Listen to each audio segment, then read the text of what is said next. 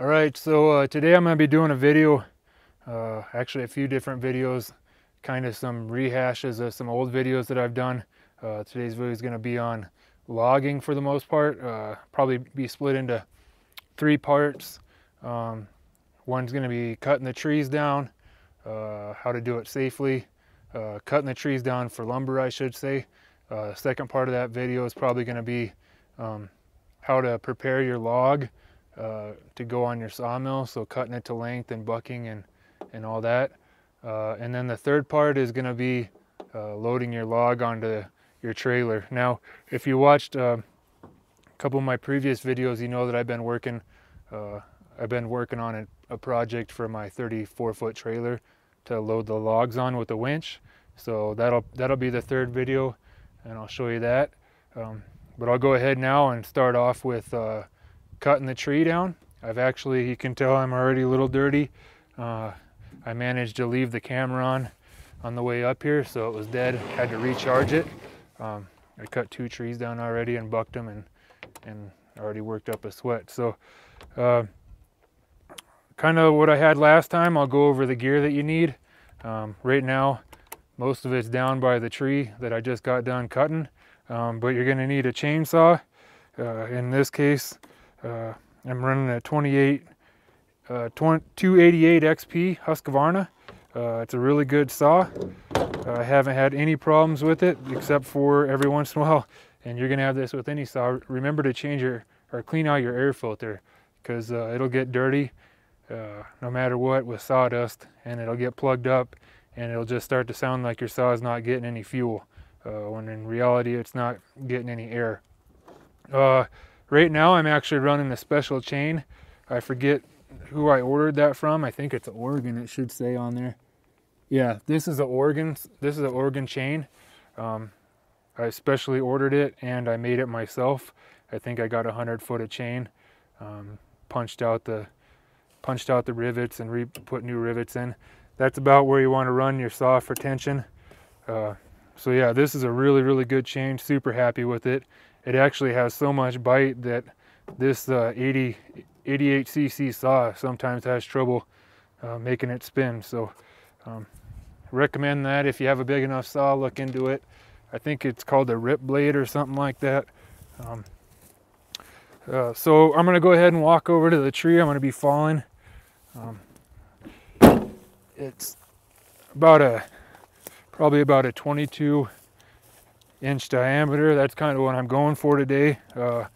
I'm in the process of filling a bunch of orders for bar tops, tabletops, shelves, and a bunch of fun stuff in the Denver area. I'm traveling down to the land in Durango.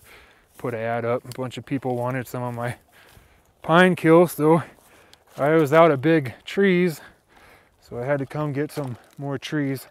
And I also needed some wood for myself, so I got these 2 trees on the ground right here, and then I got another one up there. I got it cut into a 12 for the first 12 foot, a 24 for me, and then an 8 foot at the end, also for me for lumber, and that's for all 3 trees. So that's kind of how I sized it for the mill. I'll show you later on how I do that. And then the tree I'm going to be working on today for the video is this one right here. Now I'm going to show you a trick that's especially important for me right now doing these tabletops. And that's finding out what you got for a slab. So you're going to need to find out what your diameter is. And any of you that are good at math, you'll know how to do the formula. Basically, it's your circumference divided by pi. And I actually don't have my phone on me, so I'll have to go grab that and then resume. So hold on a second, I'll be right back. All right, so picking up where I left off, we're trying to find the diameter of our tree. So I'm going to go ahead and measure the circumference first. Set you up right here. The tool I'm using is right here. It's actually a logger's tape. This one's about 50 bucks. You're most definitely going to want to get one of these. And you put a little nail at the end of it so you can stick in your log.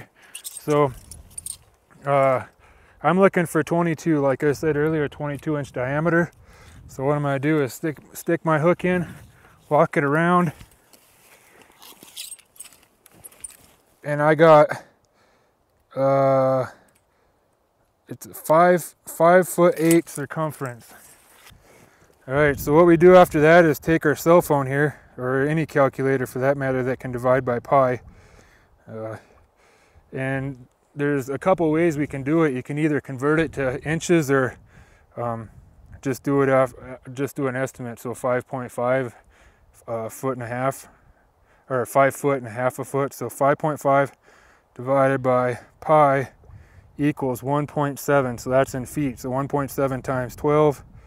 So this is going to be a 21-inch slab, natural edge. So edge to edge, 21-inch diameter.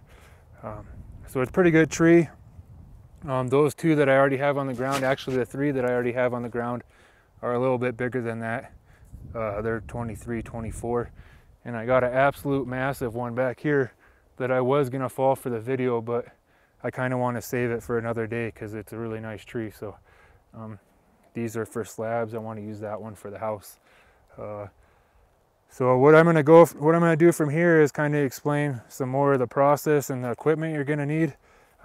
Obviously, you can see I'm wearing saw chaps.